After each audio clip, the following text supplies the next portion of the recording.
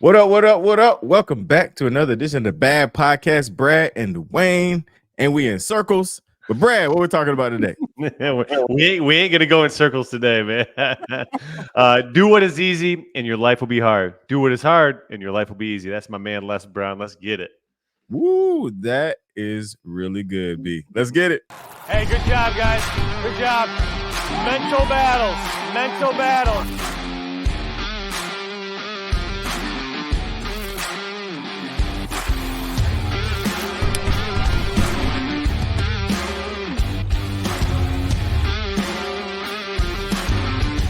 Hey man, eat man for life, baby.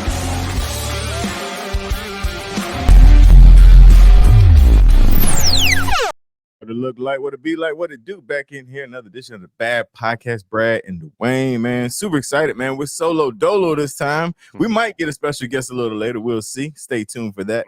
But nevertheless, man, it's been a minute. It's just been me and you, brother. So always a pleasure to talk to my brother. Get time with UB. And we're gonna get into today's kind of, I guess you could say, topic, man. But we're gonna get into it, man. But before we do, man, I want to shout out the folks, man, the each one folks, the folks that are subscribed to the YouTube channel. YouTube channel is growing, man. So I want you to continue to tell people about the Bad Podcast. Share this podcast, man. Let people know what it is. So B, man, let's get into it. Episode 96, which is wild, man. And for everybody that's listening, we're going to do a giveaway. We're going to give out some Eager Ray ones for the 100th podcast. So make sure you are there for the 100th podcast. Maybe we'll get a couple of guests on the pod that day. That'd be a good one. Yeah, no, that's a great idea. Yeah. I think I have a couple ideas. But one of the things I wanted to talk about today, Dawain, is, in our line of work, everybody's doing just enough, or everybody's living up just to that limit. And when they hit that limit, they think, oh, that's enough, right? And I read this quote, and it said, "Champions do extra." And I like to relate it to my life. And a lot of people that watch this podcast know that I'm an avid golfer. So is my wife. We do a lot of golfing. And if you think about the game of golf, right, you go out there and you hit every ball as perfect as they ask you. And on 18 holes, usually it's a par 72. If you do everything right, you hit your first shot, good, boom. You hit your second shot, good, boom. You put it in, boom. You do everything right, you shoot par. But you very rarely win a tournament. You very rarely are crowned a champion when you do everything right. You got to, if you want to be a champion, if you really want to win in life, you got to get to that line of limit and then go beyond. You got to exceed that limit. And that's kind of where I want to steer the conversation today, Dawain, because you've been on the grandest stages for your physique competitions, right? If you did just enough, just what was asked of you, you wouldn't have been crowned a champion, but you did that and then some. No, that's good, man. And it's funny because, that option is always there, because even if you have great coaching, because just like you talk about, you have a good game, you hit, I don't know the golf terminology, y'all come at me later, but even if you have great coaching and you do exactly what they say, you'll be good. But it's when you do the extra, when you do the extra set, the extra cardio, the extra, man, that's when you step into another realm, and it's funny because, even with the basic plan of E2M, if you do the circuits and you do the cardio, it's gonna be good. But if you can do some extra, man, if you can get some premium, boy, as we say, you get some extra, that's where you're gonna see the extraordinary start to happen. Yeah, and you talk about the basics. Like, I'm a basic golfer, right? And you talk about fitness, and all this is relatable, even with your finances or your relationship. Like, if you are doing just what's asked of you, you're never going to see that area of life blossom into this great thing. And I'll talk about my golf game.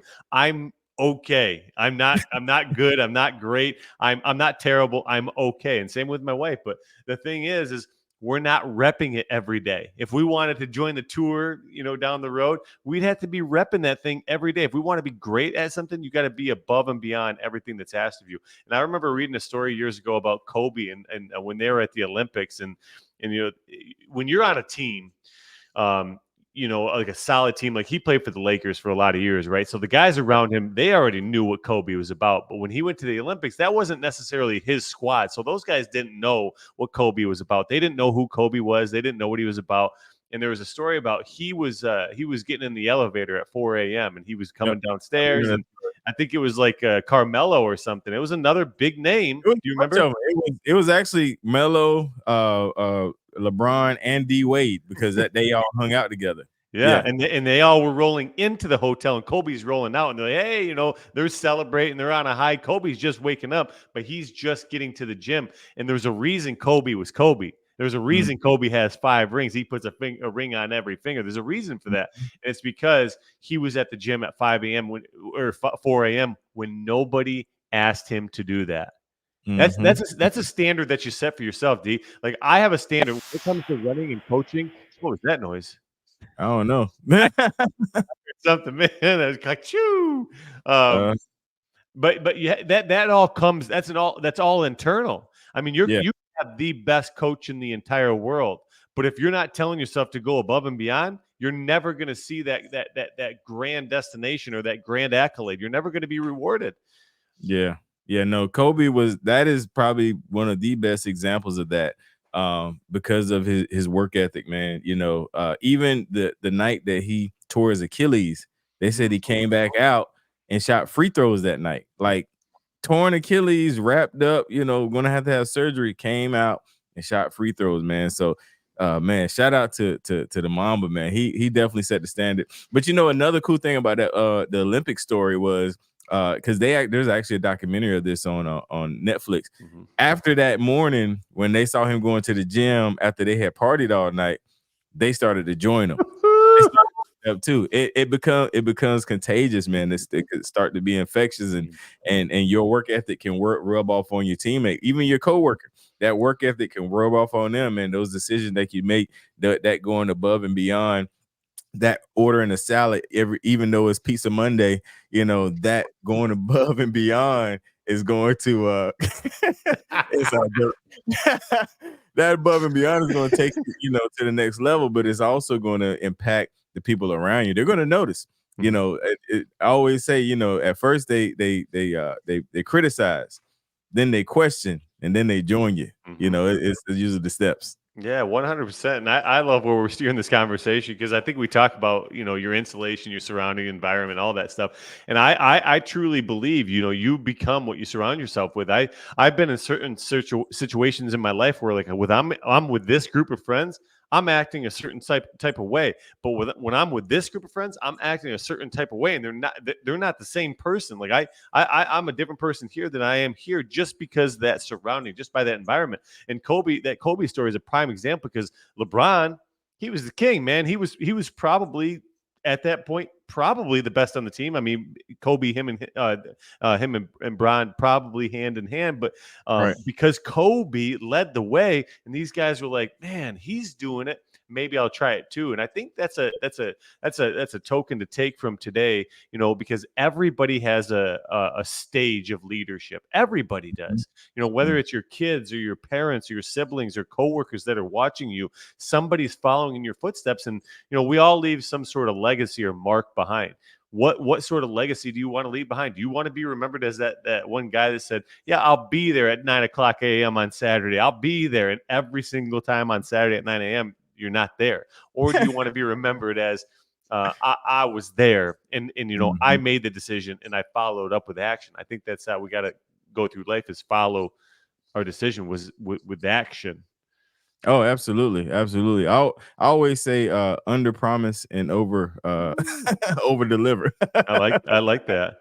And that's how the greats go through life, man. Like Yeah. I went to Paris in 2018, and we went over there for the Ryder Cup, and it was a neat experience just to go abroad and see all the greats. And we were 10 feet from Tiger Woods, but the Mm. cool thing about Tiger Woods is he would sit there and he'd shoot. He had to have shot 1,000 balls from 20 feet from the green.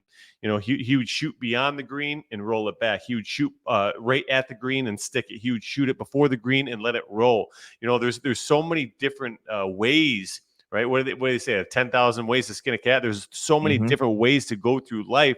And Tiger was a prime example of that. There was so many ways to put that ball in the hole, but he wanted to try every single angle, right? And that's Mhm. he made a promise to himself. You want to talk about promises? He made a promise to himself. If I want to be great, I got to do the normal shot, but then I got to do that little bit of extra.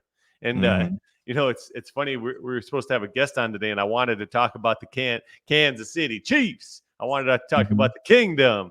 Mhm. But maybe he'll pop in. But we were going to have Chef Kev on today, and we were going to talk about the Kingdom. And I really enjoy watching these behind the scenes. Have you seen the Netflix series Quarterback? I haven't, man. I haven't jumped on quarterback or receiver or any of those yet, man. I don't know why. I'm a little hesitant. I don't Yeah. know. Well, first and foremost, get on it. Get on it. It's good, man, because you know. Okay, so this is going to be very applicable to everything that we talk about on this podcast.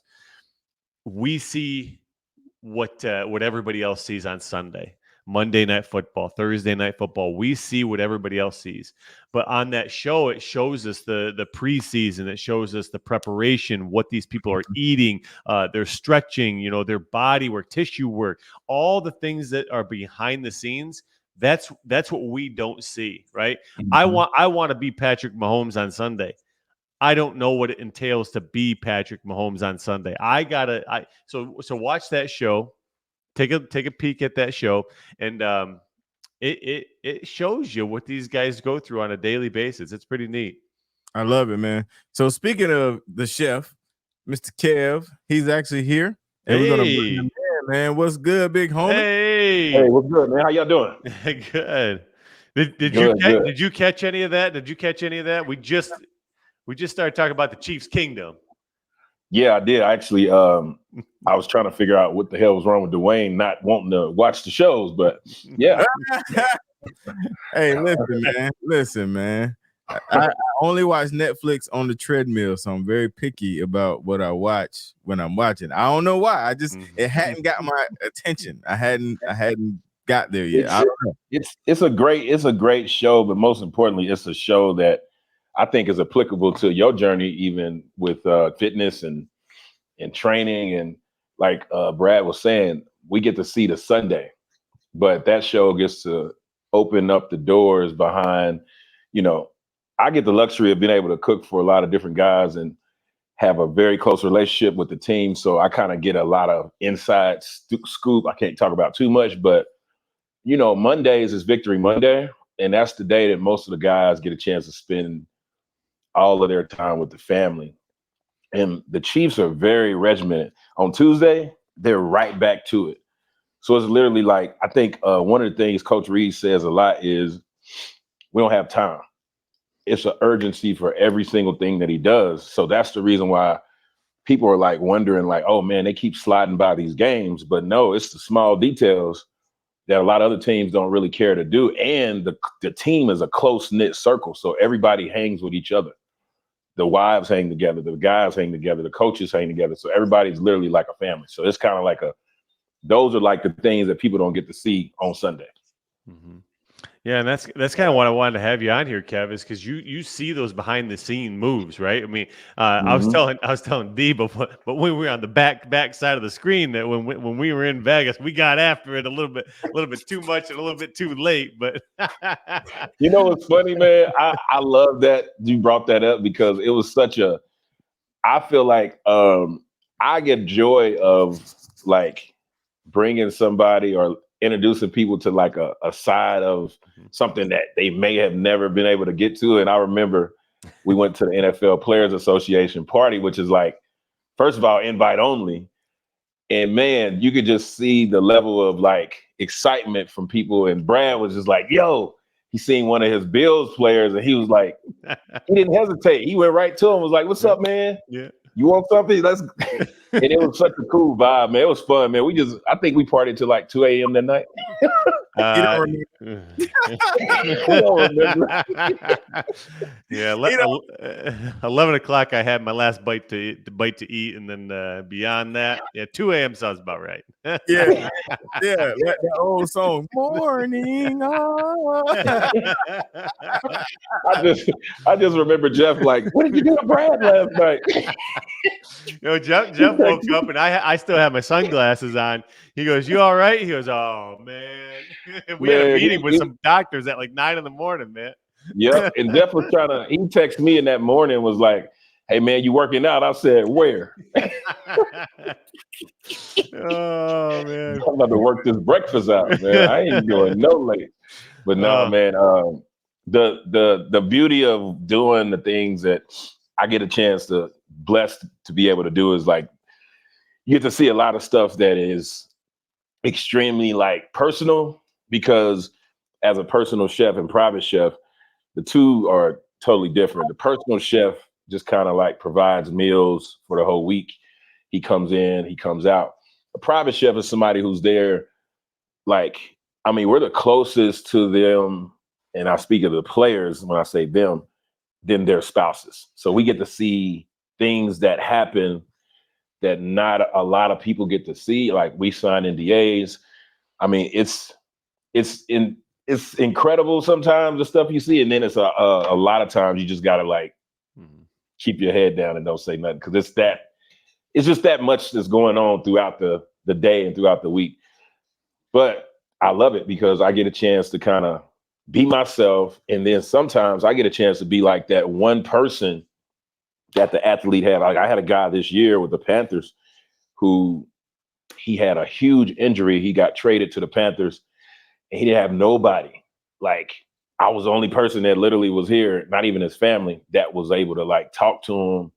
You know, we hung out, went to a cigar bar, just kind of got him out of his funk, because the injury was like a 8-month recovery and he didn't have nobody. But a lot of people don't get to see that stuff. Mm-hmm. Yeah, you go right back to behind the scenes. Let's talk about nutrition since we got you on here. With fitness and running and everything that we talk about on this podcast. What can you say about the importance of nutrition when it comes to professional athletes, football players, fitness? Honestly, I will tell you one thing that is huge right now. And the crazy part about full disclaimer, all this information I'm about to give is not stuff that I actually do for myself, but it's things that I already know what you're thinking, Dawain. Like, it's not everything I do I know what to do, but I just don't choose to. So that's neither here nor there. I do it in phases. If I have a burger, I have a salad. How about that? Balance. I don't do the whole Diet Coke thing with a burger. That just don't make sense. But I definitely will have a salad, and I'll have my burger. But one of the things that's big right now is huge right now is we're talking about like things that are affecting all these stars' injuries. I was talking to the McCaffreys earlier, and I talked to his dad, Ed McCaffrey, and I was just trying to give him like goals and foods that help like reduce inflammation, and then also ensure like optimal protein intake. Because a lot of people don't realize a lot of these guys, like, they go away from their protein when they're in season for some reason, and they go heavy on carbs because of the fuel that it gives. If you ever listen to Chad Ochocinco, he talked about how he just ate McDonald's, but that's because his body reacted to the fuel a little bit different. It's terrible, but he was able to perform on it. But a lot of guys neglect their protein, and that's where a lot of the injuries come in. So anti-inflammatory foods.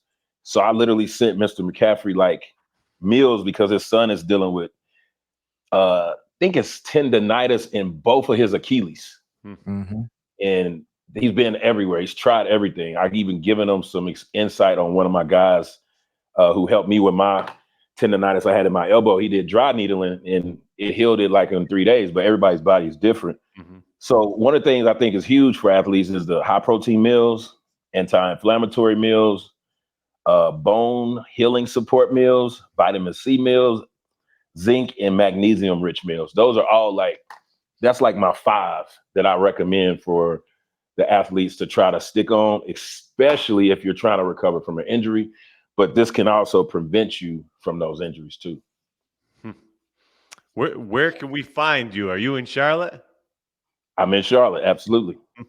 If anybody's in the Charlotte area, surrounding area, I will be a testament of his food. When we were in Vegas, he did a party for us, and yeah, fine and divine. They was killing those sliders, and oh man. Time out. Time out. Too many. Time out, brother. So listen, I've had a lot of steaks in my life. A lot. I've never in my life had a better steak than the time Chef Kev came to the studio and cooked the steak. And then the chicken breast. Like, bruh, like it's a gift, brother. That hats off to you, my friend. You definitely have a gift and a talent, my friend. I appreciate it. Yeah, no, I tell people all the time, like, you know, I took my wife out a couple times, nice little spot, but still, they still ain't hit your shit, though. They ain't hit it. They ain't hit it. I'm gonna give a premature pause before I say this. I take pride in how I handle my meat. You know, my meat is important. You know, because people neglect the meat so much that they don't really take the pride in the preparation of how you take care of your meat. Your meat is important. That is important. It's an important piece of your meal, because most people neglect it and just say, "Hey, I'm going to hurry up and just throw it in the oven." No, it's the pre-steps that lead to enjoyable flavor. Because if you already eating healthy, the last thing you want to do is just eat it. I know people say this, eat it for fuel. Like, dude, I want to eat it because I like it. Yeah. So when I take the time to brine my chicken breast and chicken and marinate my steak, and I even marinate my salmon now because I grill it and I try to make sure that is falling apart like butter. It's important. It's important, man, because those are the things that the clients talk about. Like, I had a client tell me that same thing you just said. He was like, "Look, I've been in a lot of steaks all over the world, and listen, I've never had a steak better than this one." I was like, "What?" But a lot of restaurants don't take pride in how they actually do their steaks. They just throw it on the grill and say, "Because it's filet, we're gonna charge you." But you're like, you're chewing on it. You're like, that's not amazing. I want you to be like, "Yo, this meat is drooling in my mouth." Like, pause. Yeah. Peace. Thank you. All right, Kev. So listen, man. We appreciate you stopping in. Did a drive-by on us. We have a segment, man, we call the "Do You Know or Did You Know" moment. This is something that because you actually have a podcast yourself. So you talk a lot. We would let you shout that out at the end. But we want something that you hadn't said there, something that you hadn't said in any of the many interviews you've had. We want to know a "Do you know or did you know" moment about Kev, something nobody know. If it's incriminating, make sure it's outside the proper time frame as far as that goes. But we need a "Do you know or did you know" moment or truth or whatever about Kev, man. So you got time to think about it. Got a little short video. When the video is done, come with your "Do you know, did you know" moment. So let me hit the video. All right. Do you know? Video's over, Kev. What you got? Oh man. So I mean, you know what? This is inspiring. Do you know or did you know? I don't know if a lot of people knew this, but I was a person that overcame going through a situation where I got a felony, and I was able to do the things I was able to do and become successful and still not have to go the traditional route, even with that against me, with all the limitations and all the things that come along with that, and still get to a place where I'm able to say, you know what, even through that, I was able to still do what I wanted to do and still have some level of success, even through my mistake. That's dope, man. That's cool. I actually knew that though, but I did That's not. what's up. yeah. That's what's come up, up with something better the next time we have you. man. All right, man. No, legit. We do appreciate you, man. Again, I want you to shout out your IG, your handles, tell people about your podcast, man. And then Brad, I'll let you close it out like you do all the time, baby. All right. So look, my social media is very simple. It's at Chef Kev, the number 4 real, and Chef Kev for real on all platforms, TikTok, Facebook, Instagram. My podcast is called I Am CEO Podcast, where most entrepreneurs, people who are a CEO of their life, CEO, their mindset, CEO of whatever you're CEO of, that podcast is for you. So you can catch that at I Am CEO Podcast on Instagram, Facebook, all of those things. Where else? TikTok, yes. But I do that once a week. We're kind of on a hiatus right now, but we'll pick back up. And I think you should go back and check out some of the ones on YouTube. And even Jeff was on there. Mm-hmm. And we talk about a lot of great things that CEOs have to go through to get to where they are. So check out I Am CEO Podcast, man. Appreciate y'all for having me on. Thanks, Chef. Yes, sir. All right, Brad, on man. you, big bro. This one's a shout out to Kevin. This one's a shout out to everybody that's went through adversity and struggle in their lives. Don't be defined on what was, be defined on what is, and don't neglect that meat. Don't neglect it. We out of here, baby.